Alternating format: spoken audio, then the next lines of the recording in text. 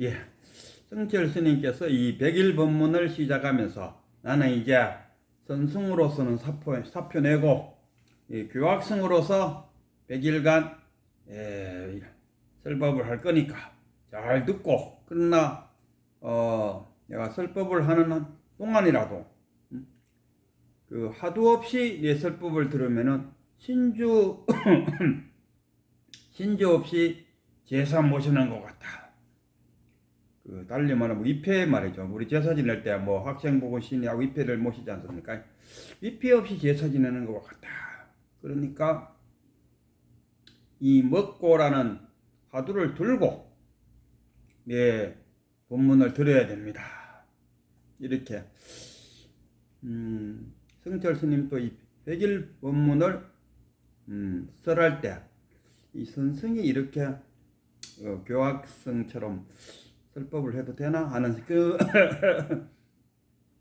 그런 생각을 가지고 있는 것 같아서요. 그러면서도 그 성철 스님은 교학으로서 깨달음을 얻는다는 것은 육도 만행으로 깨달음을 얻겠다는 것은 뭐 육도 만행이 뭐 육바라미를 말하지 않습니까? 뭐 보시, 지계, 뭐 어쩌고 저쩌고 시체를 타고 바다를 건너려는 것과 같다.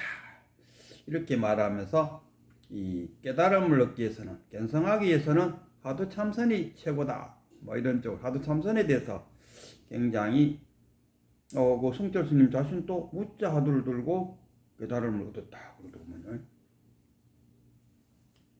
그리고 자기 딸 그 불필이한테도 그 마삼근이라는 화두를 주고 화두 참선 시키다. 뭐 이런 이야기. 이 반면에 이 교학생들은 또 그렇지가 않아요.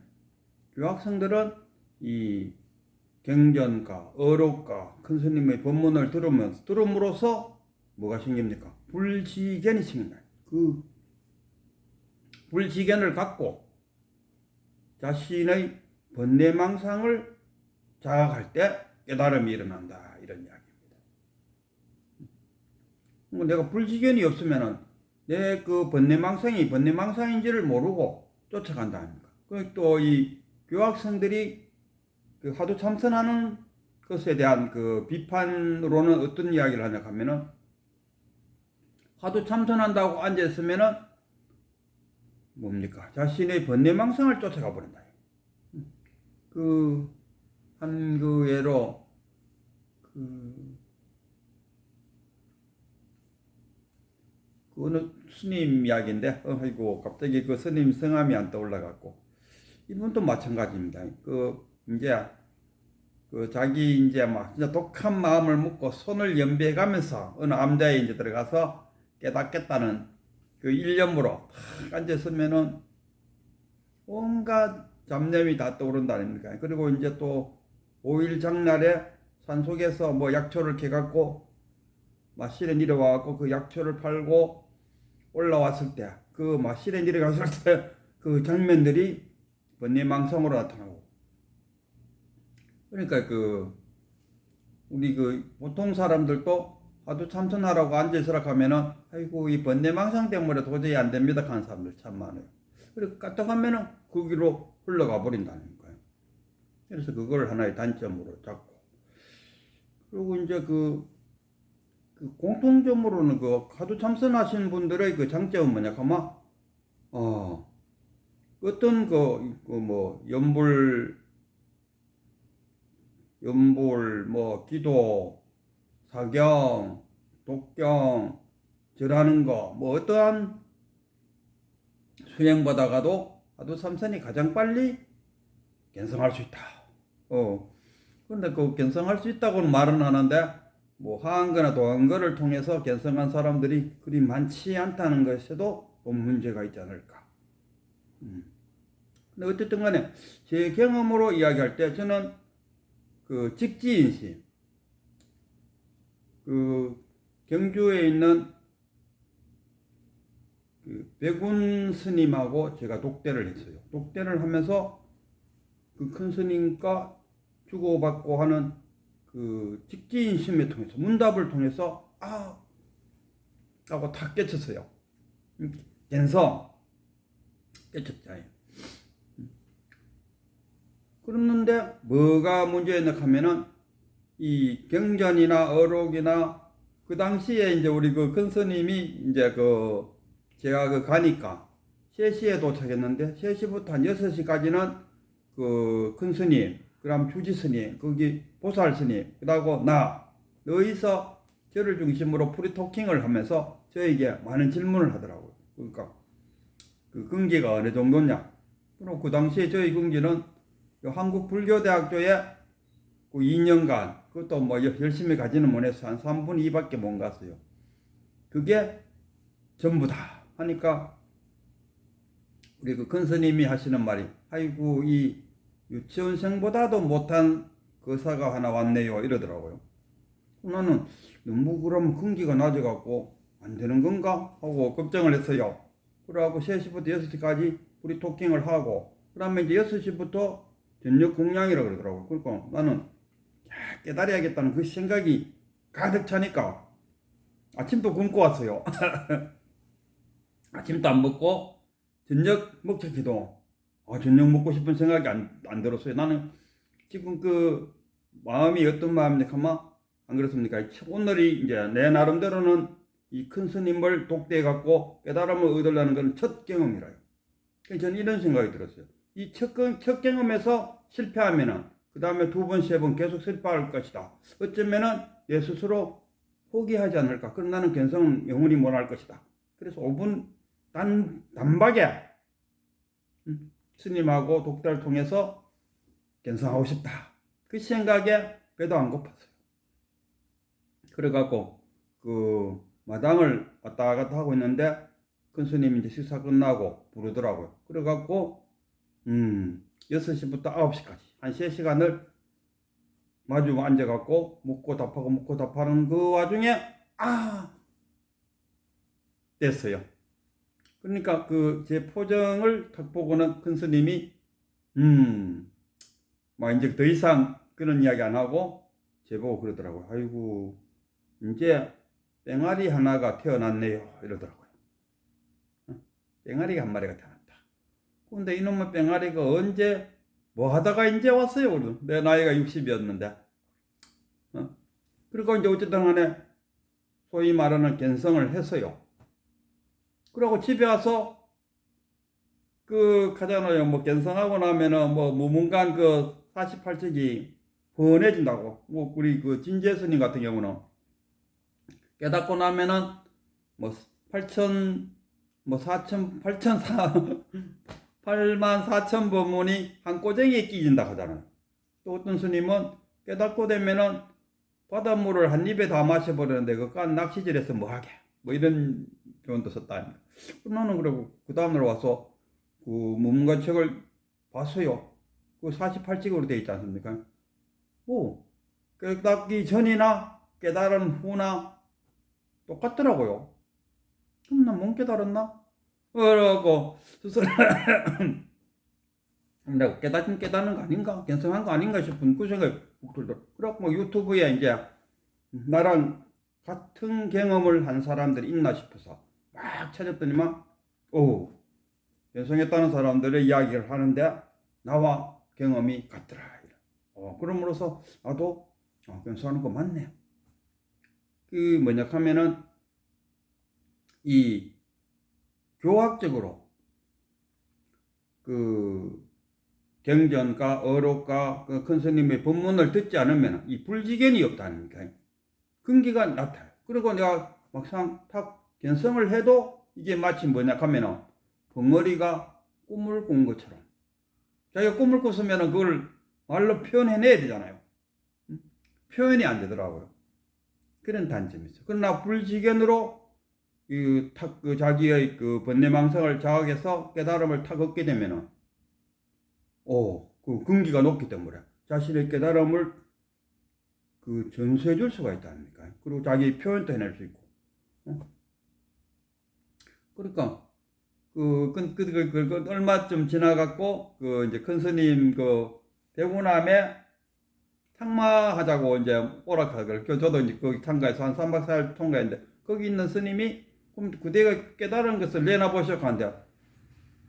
내가 뭐, 꿈꾼 벙어리처럼 옳게 내놓지를 못하겠더라고. 그러니까 그 스님이 이것뿐입니다. 근데 이것뿐입니다 하는 이 말이 너무 자주 듣는 이야기여서 나는 그렇게는 표현하기 싫었어요. 그래서 좀 어쨌든 간에 내가 견성했다는 것을 다른 사람들에게 말해 줄라 해도 완전히 뭡니까? 끈기가 낮다 보니까 뭐 그런 불지견, 부처의 지혜 아닙니까? 그 경전이나 어록을 통해서 끈기를 높아지는 그걸 불지견이라고 그러더만요. 그게 없다 보니까 그 이야기를 못 해주겠더라고요. 그러니까 그 깨달을 때, 견성할 때 그 한이스러운 정말 그 맑고 청명한 어떤 그런 장면 속에 그거를 말로 표현이 안 되더라고요. 지금도 물론 그 말로 표현하려고 하면 뭐랄까노, 입을 열면 벌써 아마 개고즉착이 되어버리죠. 깨달음에 대해서 하면 개고즉착이다. 그래서 이제 제 생각에는 화두 참선을 한 거랑 교학적으로 불지견을 갖고, 그래서 그 자신의 번뇌망상을 자각함으로써 탁 깨치는 그 방법이나 그냥 우리가 해암 스님 같은 경우도 조계종 종정 있지 않습니까? 지금은 이제 열반에 드셨는데, 그분도 어떤 신입이라 하는 신입 스님이 오면은 바로 선방에다가 화두 주갖고, 화두 참선하도록, 자기도 또 와서 일주일 단위로 산 위에 동굴에 들어가서 일주일 동안 간단한 소리도 없이 가서 일주일간 용맹정진하고 니로, 안 되면 니로 또 올라가고 니로하고 뭐 이랬다 하면서, 그러니까 그 해암 스님도 막 불지견을 갖기 전부터 먼저 화두를 던지고 화두 참선하라고 먼저 시켰다 이러는데, 그러니까 어느 쪽을 선택하든지 간에 장단점이 있다 이런 장단점. 그러니까 화두 참선을 해서 장점은 보다 빠르게 그리고 확실하게 견성할 수 있고, 단점은 내가 비록 견성했다 해도 끈기가 낮으니까 그것을 말로 표현해내지를 못한다. 그러나 경전이나 교학적으로 깨달았다 아닙니까? 교학적으로 깨달은 사람은 끈기가 높지 않습니까? 경전이라도 어록인가 다 공부하고 불지견을 갖고 자신의 번뇌망상을 자각했으니까. 그럼 자기가 견성해도 그 한 것을 쫙 펼칠 수가 있다 아닙니까? 그러나 단점은 뭐냐 하면 그게 해오가 될 수 있다. 해오. 그게 견성이 되어야 되는데 해오가 될 수 있다. 그리고 이게 해오. 그러니까 이제 성철 스님이 이 백일본문 중에서 진울의 도노 점수와 성철 스님의 도노 돈수와 돈점 논쟁이 벌어졌다 아닙니까? 제가 볼 때는 점수냐 돈수냐 이게 문제가 아니었고, 성철 스님이 진울의 돈오를 문제 삼는 거라. 진울의 돈오는 쉽게 말하면 교학적으로, 그러니까 거기서는 한 번 깨치고 두 번 깨치고 세 번 깨치다 이런 게 여러 번 나온다 아닙니까? 지금도 지금 현재 조계종 종정이신 성파스님도 전에 한번 보니까 취임사할 때 보니까 취임사는 아니지만 초기야. 나는 있던 간에 무슨 큰 스님한테 내가 깨친 것을 한번 이래 보여주니까 인정을 하더라고. 나는 한 번밖에 안 깨쳤어 이러더라고요. 근데 견성이 뭡니까? 견성은 나의 자성을 아는 거잖아. 그런데 이 소우주 자성, 그럼 대우주는 뭡니까? 법성이지 않습니까? 법성을 깨치는 거. 나 자성을 아는 거. 지금 시절 인연을 만나서 지금 여기서 내 자신의 생명 활동을 해나가는 거. 이게 자성이라. 그러니까 조사설레이 하니까 뜰 앞에 잣나무더라. 그리고 잣나무 앞에 또 가보있기는 의한명이 잣나무가 바로 시절 인연을 만나서 지금 여기서 자신의 생명 활동을 해나가고 있다. 그럼 조사설레이는 뭐냐? 그 조사도 자신이 법문사를 행하기 위해서 왔다. 그러니까 그 성철 스님이 말하는 돈수와 진울이 말하는 돈호 점수 이렇게 있는데 그 돈호가 문제가 그러니까 진울이 말하는 돈호는 까뜩 잘못하면은 해오가 돼요. 해오. 그러니까 그 성철 스님 입장에서 볼 때는 이 해오를 갖다가 돈으로 보고 있다. 그거 아니다. 그 견성이라는 건 자성을 아는 건데 그걸 뭐 한 번 알고 두 번 알고 세 번 알 말이 되냐 이거라. 깨달으면 한 번 깨닫고 두 번 깨닫고 세 번 깨닫고 100번도 깨달았죠. 우리 살아가는 그 자체가 깨달음 아닙니까? 그래서 저는 이 견성과 깨달음은 견성했을 때는 이게 돈으로 탁 깨치는 게 이 견성이고 자성을 보는 거 아닙니까? 견성. 그럼 깨달음은 뭐냐? 점수라고 생각합니다. 그러니까 해오 점수, 돈오 돈수, 돈오 점수 이 세 가지 중에서 하나를 이야기하라 하면 저는 돈오 점수다라고 말하고 싶어요. 성철 스님도 이 돈오가 문제였지 뭐 점수인지 점수인지 돈수인지 이거는 문제가 안 되는 것 같아요. 그러니까 후세 사람들이 지금 그 이야기한 것을 뭐 돈점 논쟁이다 그러는데 내가 그 백일본문 읽으면서 성철 스님이 주장한 것을 들어보니까 성철 스님은 돈 오냐 해오냐 그러니까 그 진울 그쪽 파들은 해오를 돈오라고 지금 말하는 경우가 있다 이겁니다. 그 해오는 돈오가 아니다 이거. 견성한 게 아니라 해오 해놓고는 견성했다고 주장하는 것을 성철 스님은 거기에 대해서 신랄하게 비난을 한 거지, 비판을 한 거지. 돈오 돈수 이거는 깨달음이잖아. 깨달음 후에 그러면은 뭐 깨달음이란 게 뭡니까? 내가 그 자동차를 운전한다든가 뭐 하다못해 자전거를 탄다 해도 깨달아야 되잖아. 중심 잡는 걸 깨달아야 뭐 자전거도 탈 거 아닙니까? 이거 견성했다 해서 자전거 탈 수 있습니까? 내가 그 견성했다 해서 구구단을 다 외울 수 있습니까? 아니잖아요. 그건 깨달음의 수가. 견성이란 거는 뭡니까? 견성은 그냥 나의 자성을 아는 거, 법성을 아는 거. 그게 견성이에요. 그러니까 견성과 깨달음은 다른 이야기다. 다른 차원이다.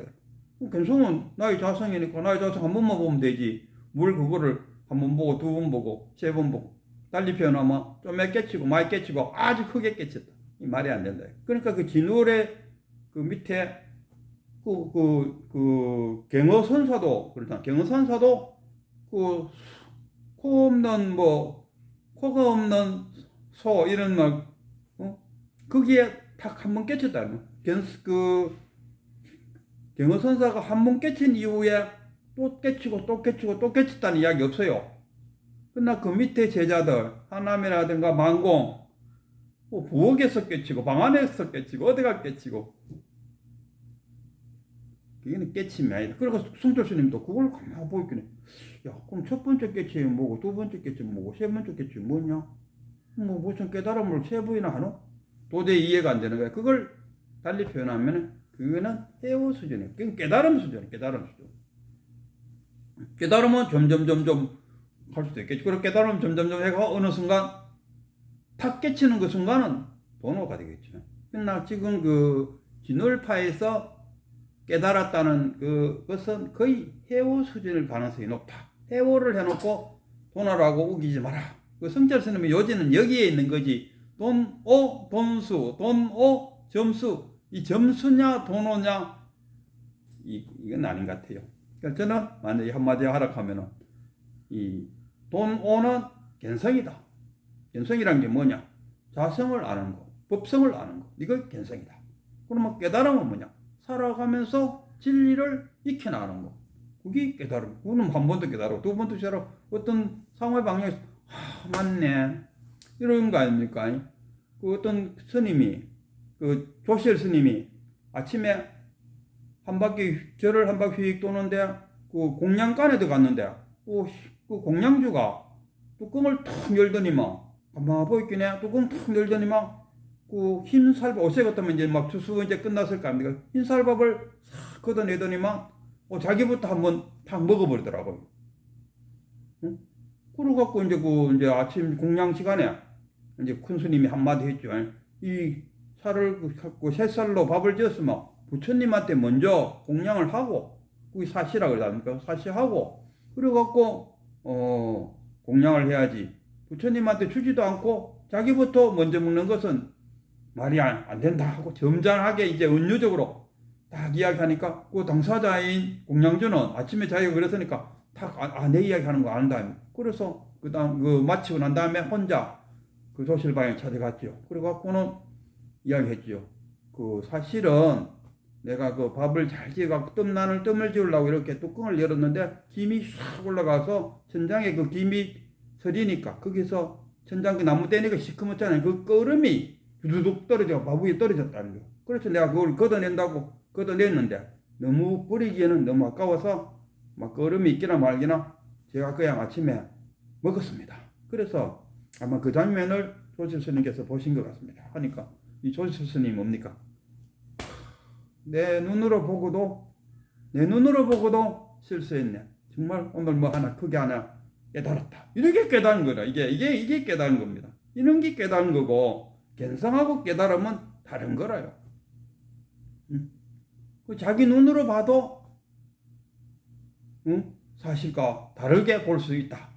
눈으로 봤다고 해서 100% 확실한 건 아니다는 그 사실을 깨달았다 아닙니까? 그런 것을 깨달았다고 말하는 거고 견성이라는 것은 자기의 자성을 알아내는 거예요. 이게 견성이죠. 그래서 그 성철 스님이 자기 자성에 대해서 해오 수준을 견성했다고 이야기하는 거기에 초점을 두고 진의를 공개한 건지 뭐 점수냐 돈수냐 후계 사람들은 그 깨닫지 못하니까 깨닫지 못한 사람들은 뭐가 견성이고 뭐가 뭐 해온지도 모르는 사람들 저끼리 앉아갖고 또 성철 스님은 돈수를 주장하고 진을 스님은 돈의 점수를 이야기했는데 아무래도 깨달음이란 건 점차적으로 깨닫는 거 아닌가.